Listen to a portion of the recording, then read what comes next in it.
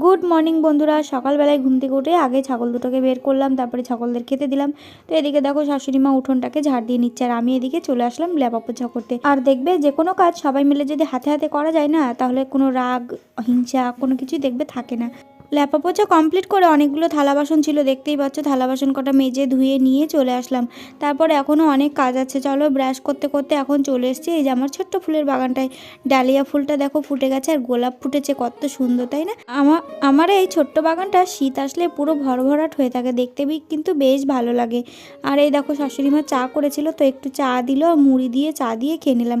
আমার রান্নাঘরের দরজা বানিয়েছে অরিত্রির পাপা, দেখতে পাচ্ছ? কেমন লাগছে কমেন্ট করে জানাবে। তারপরে দেখো অনেকগুলো ভেজা জামা কাপড় ছিল, তো জামা কাপড়গুলো রোদ বেরিয়েছে, রোদে নিয়ে এসে ভালো করে মেলে দিলাম। আর অরিত্রি ঘুম থেকে উঠে দেখো কোথায় এসে বসে আছে, তো ওকে মুখ হাত পা ধুইয়ে এই যে রেডি করিয়ে দিলাম, স্কুলে যাচ্ছে। তো লাইক কমেন্ট শেয়ার করো, বাই টাটা।